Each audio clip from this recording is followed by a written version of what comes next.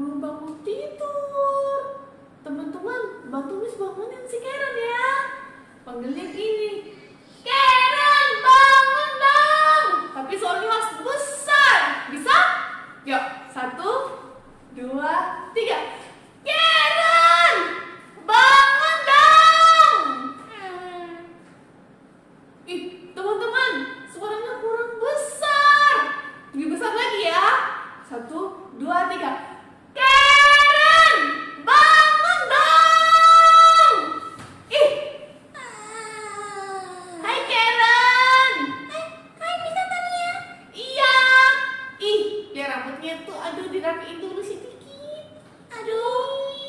Terima kasih Miss Natania. Aduh maaf ya teman-teman, Karen baru bangun. Semalam Karen tidurnya kelamaan gara-gara asik main game sih. Waduh, nggak apa-apa. Karen, hari Minggu Karen, kita mau puji tuh Tuhan. Ya, iya. Nah, teman-teman yang suka kita hari ini, kita sama-sama nyanyi ya, sama-sama dengan Karen. Ya, yuk.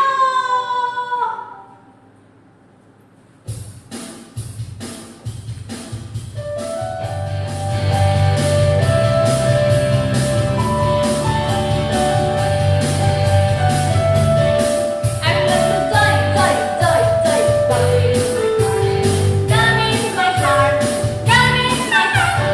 I'm going to joy, down in my heart to stay.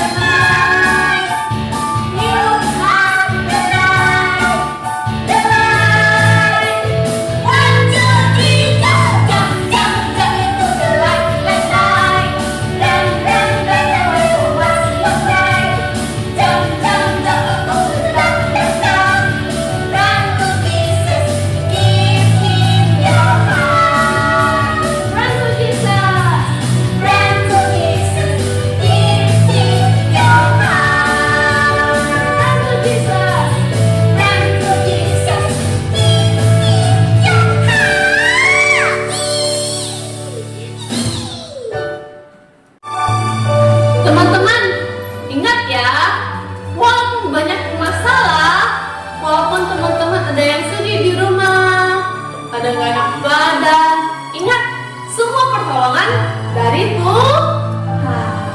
Yuk kita sama-sama pujian ini ya.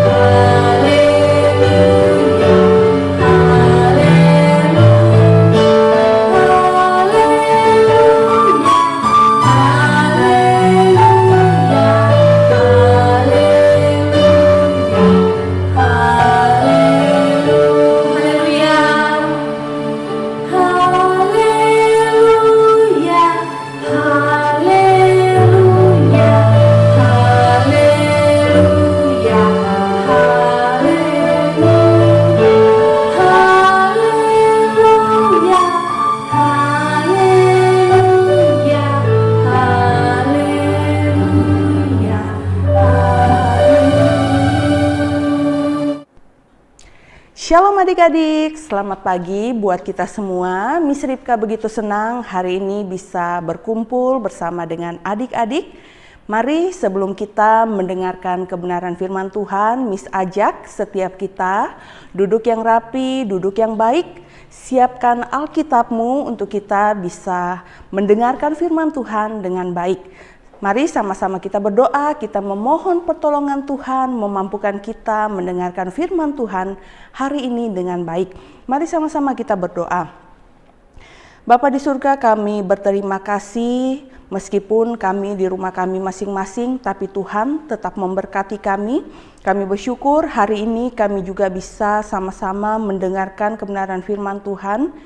Tuhan yang pimpin kami, Tuhan yang berkati kami dimanapun kami berada. Kami bisa mengikuti kebenaran firman Tuhan ini dengan baik. Mohon pertolongan Allah Roh Kudus memampukan setiap kami dan menolong kami, sehingga kami bisa mengerti dengan baik. Ini doa kami di dalam nama Tuhan Yesus kami berdoa. Amin. Nah, adik-adik yang terkasih di dalam Tuhan, hari ini kita mau belajar satu tema yaitu Tuhan Yesus berdoa di Taman Getsemani. Mari Miss ajak setiap kita ambil Alkitabmu. Mari sama-sama kita buka di dalam Markus 14 ayat 32 sampai yang ke-46. Markus 14 ayat 32 sampai yang ke-46. Jika adik-adik sudah mendapatkannya atau sudah menemukannya, kita akan baca secara bersama-sama, tetapi tidak semua. Kita hanya fokus ke ayat yang ke-36. Mari sama-sama kita membacanya. Katanya, "Ya Aba, ya Bapa, tidak ada yang mustahil bagimu. Ambillah cawan ini daripadaku, tetapi janganlah apa yang aku kehendaki, melainkan apa yang engkau kehendaki." Sekali lagi, Miss ajak kita sama-sama membacanya. Markus 14 ayat yang ke-36. Katanya, "Ya Aba, ya Bapa, tidak ada yang mustahil bagimu. Ambillah cawan ini daripadaku, tetapi janganlah apa yang aku kehendaki, melainkan apa yang engkau kehendaki. Amin. Miss harap Alkitab kalian bisa tetap dibuka sehingga kalian bisa mengikuti firman Tuhan hari ini dengan baik ya. Nah, adik-adik yang terkasih di dalam Tuhan, apakah kalian suka berdoa? Ya, sama dengan Miss. Setiap kita pasti suka dengan berdoa.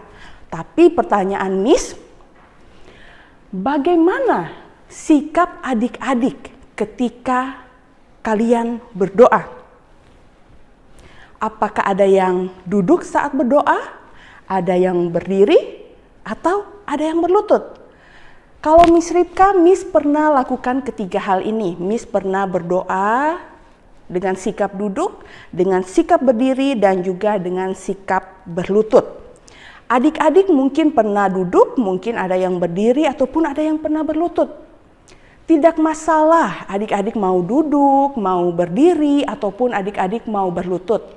Yang paling penting adalah harus dengan kesungguhan hati. Mau duduk, berdiri, atau berlutut, yang paling penting ketika kita berdoa adalah kita harus sungguh-sungguh berdoa kepada Tuhan. Kita harus berdoa dengan kesungguhan hati kita. Nah, adik-adik, ketika kita berdoa, apa yang kita sampaikan kepada Tuhan? Doa adalah komunikasi kita dengan Tuhan.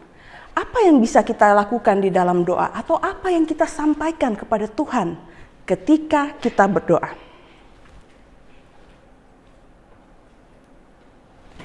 Yang pertama yang paling penting adalah mengucap syukur. Kita mengucap syukur buat semua kebaikan Tuhan di dalam kehidupan kita. Yang kedua, adik-adik juga bisa menceritakan keadaan adik-adik. Apa yang adik-adik rasakan, apa yang adik-adik alami, adik-adik bisa ceritakan semuanya kepada Tuhan. Dan yang ketiga adalah meminta tolong. Misalnya contoh, ketika kalian mau ujian, kalian kesulitan di dalam belajar, kalian bisa datang kepada Tuhan, kalian berdoa kepada Tuhan, meminta pertolongan kepada Tuhan, sehingga kalian bisa ujian dengan baik. Nah, adik-adik yang terkasih dalam Tuhan, kita bisa berbicara kepada Allah kapan saja. Kapan saja adik-adik mau berdoa kepada Tuhan, Tuhan selalu mendengarkan adik-adik. Ketika adik-adik senang, ketika adik-adik sedih, ketika adik-adik marah, bahkan ketika adik-adik merasa takut, adik-adik bisa datang kepada Tuhan dan berdoa kepada Tuhan, Tuhan yang akan menolong setiap kita. Nah, adik-adik yang terkasih dalam Tuhan, Miss punya satu cerita buat kita semua. Ini adalah Agnes. Agnes bersama papa, mama, dan juga kakaknya, mereka mau pergi ke rumah nenek. Tapi sayangnya, rumah nenek itu berada di seberang sungai. Jadi Agnes bersama dengan keluarganya, mereka harus pergi dulu ke tepi sungai, dan sampai di sana mereka harus menyewa satu perahu untuk dipakai untuk bisa sampai ke rumah nenek. Coba kalian lihat. Perahu yang mereka pakai adalah perahu seperti ini. Perahu yang kecil ya, perahu yang kecil. Nah, hal inilah yang seringkali membuat Agnes takut ketika harus pergi ke rumah nenek. Dia paling takut naik perahu ini ya, karena perahunya kecil. Tetapi sebelum dia naik, dia selalu berdoa kepada Tuhan Yesus. Dia selalu mengatakan, Tuhan Yesus, Agnes, papa, mama, dengan kakak mau pergi ke rumah nenek. Tolong kami supaya kami bisa sampai di rumah nenek dengan selamat. Ini doa Agnes, Tuhan, amin. Wah, adik-adik, ketika Agnes berdoa, dia diberikan kekuatan oleh Tuhan sehingga dia tidak takut. Dan bersyukur Agnes bersama dengan keluarganya, mereka bisa selamat sampai ke rumah nenek. Nah, adik-adik, Tuhan juga mendengar ketika kita berdoa. Tuhan mendengar setiap doa adik-adik semua, ya. Tuhan mendengar dan Tuhan pasti menjawab sesuai dengan waktu Tuhan. Nah, adik-adik, hari ini kita mau lihat bagaimana kehidupan Tuhan Yesus ketika dia berada di dunia. Apakah Tuhan Yesus juga suka berdoa? Ya, Tuhan Yesus suka berdoa. Dia berdoa kepada Bapa di surga. Tetapi adik-adik, kita mau lihat. Suatu malam, Tuhan Yesus berdoa kepada Bapanya. Ketika dia berdoa, ternyata Bapa di surga tidak bisa memberikan apa yang diinginkan oleh Tuhan Yesus. Mengapa demikian? Mari ikuti cerita Miss hari ini. Tuhan Yesus bersama dengan murid-muridnya, mereka tiba di Taman Getsemani. Ketika mereka tiba di Taman Getsemani, sebagian murid mereka berjaga di luar taman. Tetapi Tuhan Yesus dia memilih untuk menyendiri ke dalam taman. Dia ingin berdoa kepada Bapa di surga. Tetapi dia tidak sendiri adik-adik. Dia memilih 3 orang murid untuk menemani dia ketika dia berdoa di dalam taman. Dia memilih Petrus, Yakobus, dan Yohanes untuk berjaga-jaga, untuk menemani dia ketika Tuhan Yesus berdoa kepada Allah Bapa. Kenapa adik-adik? Ya, karena pada malam itu Tuhan Yesus begitu sedih. Kenapa dia bisa sedih? Dia sangat sedih, bahkan Alkitab yang kita sudah buka tadi di sana menjelaskan Tuhan itu begitu sedih sampai rasanya mau mati. Wah, apa ya yang akan terjadi dengan Tuhan Yesus sampai berdoa kepada Bapa, dia itu begitu sedih. Bahkan rasanya pingin mati adik-adik. Nah adik-adik, ketika Tuhan Yesus sudah sampai di dalam taman bersama 3 muridnya, dia menyuruh murid-muridnya untuk tetap berjaga dan dia berdoa seorang diri kepada Bapa di surga. Ketika dia berdoa kepada Bapa di surga, dia berlutut, dia begitu sedih. Permintaan Tuhan hanyalah satu. Biarlah cawan ini berlalu daripadanya. Tugas Tuhan Yesus datang ke dalam dunia adalah mati di atas kayu salib. Sebagai manusia, Tuhan juga merasa takut, Tuhan Yesus juga merasa sedih karena dia harus melaksanakan tugas yang diberikan Bapa kepada dia. Tapi ketika dia berdoa di Taman Getsemani, dengan rasa takutnya, dengan rasa sedihnya, dia mengatakan kepada Bapa, Bapa, biarlah cawan ini berlalu daripadaku. Tetapi doa Tuhan Yesus tidak sampai di situ adik-adik. Kemudian dia melanjutkan, tetapi biarlah apa yang engkau kehendaki, itulah yang terjadi. Meskipun ada rasa sedih di dalam diri Tuhan Yesus, tapi dia tahu dia harus taat kepada perintah Bapa di surga. Dia taat kepada perintah Bapa di surga dan dia melakukan apa yang Bapa di surga lakukan. Apa yang Bapa di surga minta untuk Tuhan Yesus lakukan di dalam kehidupannya. Nah adik-adik, ketika Tuhan Yesus selesai berdoa, dia kembali kepada 3 murid tadi, Petrus, Yakobus, dan juga Yohanes. Tapi apa yang terjadi adik-adik? Ya, Tuhan Yesus mendapati mereka lagi tidur. Padahal tadi Tuhan Yesus sampaikan apa? Berjaga-jagalah ketika aku berdoa. Tapi ketika Tuhan Yesus kembali, ternyata mereka lagi tidur. Kemudian apa yang dikatakan Tuhan Yesus kepada murid-muridnya? Ayo bangun, berjaga-jagalah.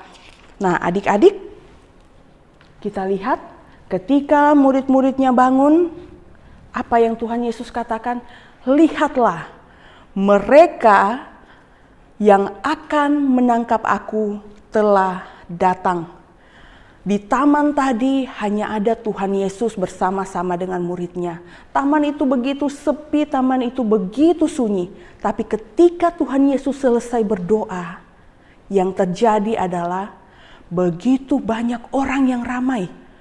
Suasana taman yang begitu sepi menjadi ramai. Bahkan murid-murid melihat ternyata ada nyala obor yang datang. Mereka menjadi ketakutan. Ternyata yang datang adalah para penguasa, para prajurit, mereka yang hendak menangkap Tuhan Yesus. Apa yang Tuhan Yesus lakukan? Dia sudah berdoa kepada Bapa di surga dan Allah Bapa memberikan kekuatan kepada dirinya. Sementara murid-muridnya semuanya melarikan diri. Murid-muridnya semuanya melarikan diri karena ketakutan.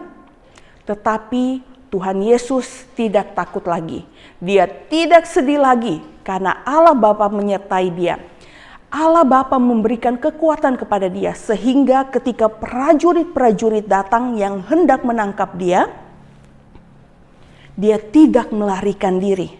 Ya, dia tidak melarikan diri karena Tuhan menyertai dia. Kemudian apa yang terjadi padanya? Tuhan Yesus ditangkap, dia tidak melawan adik-adik. Dia tidak lagi takut. Tuhan Yesus ditangkap dan dia dibawa oleh prajurit-prajurit tersebut. Kita lihat tangannya pun masih diikat, ya. Tangannya pun masih diikat dan dia hanya seorang diri harus menghadap penghukuman yang nantinya akan diberikan kepadanya. Adik-adik yang terkasih di dalam Tuhan, apa yang bisa kita pelajari hari ini? Lewat doa, Tuhan Yesus dikuatkan ya. Tuhan Yesus tahu apa yang menjadi tugasnya ketika dia datang ke dalam dunia. Dia harus mati di atas kayu salib untuk menebus dosa adik-adik dan juga dosa Miss. Dia rela menderita hanya untuk setiap kita manusia yang berdosa. Dia tidak melarikan diri, tetapi dia menerima penghukuman yang nantinya akan diberikan kepada dia. Adik-adik, melalui kebenaran firman Tuhan hari ini, mari sama-sama kita belajar untuk kita bersyukur kepada Tuhan Yesus, karena Tuhan Yesus sudah mau menderita buat kita orang-orang yang berdosa. Yang kedua, Tuhan Yesus datang dari surga untuk setiap kita karena dia mengasihi adik-adik dan juga mengasihi Miss. Ketika Tuhan mengasihi kita, bagaimana sikap kita terhadap Tuhan Yesus? Apakah kita juga mengasihi Tuhan Yesus sebagaimana Tuhan Yesus mengasihi kita? Biarlah kita sebagai anak-anak Tuhan, kita selalu ingat akan kedua hal ini. Bersyukurlah kepada Tuhan karena Tuhan sudah mati buat kamu. Kasihilah Tuhan, sayangilah Tuhan karena dia juga begitu mengasihi kamu. Nah adik-adik, biarlah kebenaran firman Tuhan ini boleh memberikan kekuatan kepada setiap kita. Untuk kita selalu mengasihi Tuhan. Lewat sikap hidup kita, kita harus mencerminkan sebagai anak-anak Tuhan yang mengasihi Tuhan. Amin. Adik-adik yang terkasih di dalam Tuhan, sebelum Miss pimpin kita di dalam doa, mari Miss mau mengajak kita menyanyikan satu pujian ini. Biarlah ini bukan sekedar jadi pujian yang kita nyanyikan kepada Tuhan, tetapi biarlah adik-adik semua, Miss, kita semua mengasihi Tuhan dengan segenap hati kita.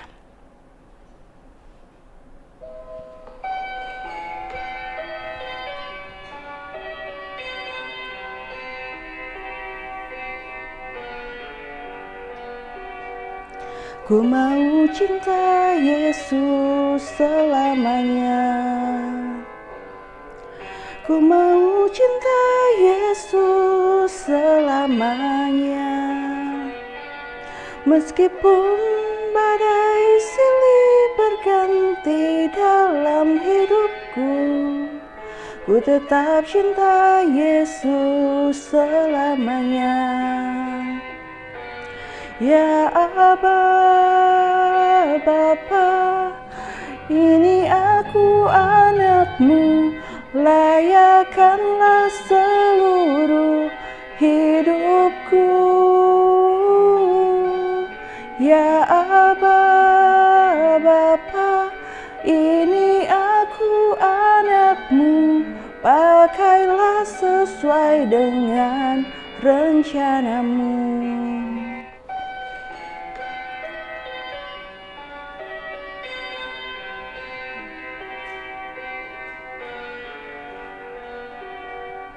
Ku mau cinta Yesus selamanya.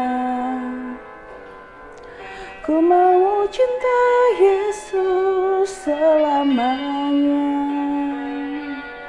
Meskipun badai silih berganti dalam hidupku, ku tetap cinta Yesus selamanya.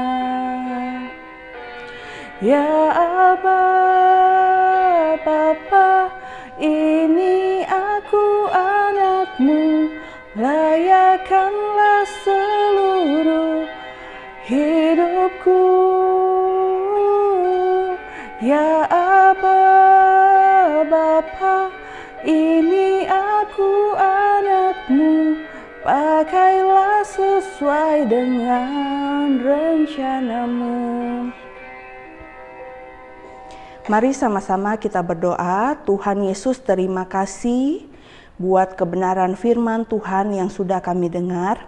Tuhan, kami mau mengucap syukur atas semua perbuatan Tuhan di dalam kehidupan kami. Terima kasih Tuhan sudah menderita buat kami. Terima kasih Tuhan begitu mengasihi kami. Bapa, biarlah pujian ini sungguh-sungguh dari dalam hati kami, bahwa kami mau mengasihi Tuhan di dalam kehidupan kami. Berkati kami ya Bapa di dalam kami menjalani kehidupan kami.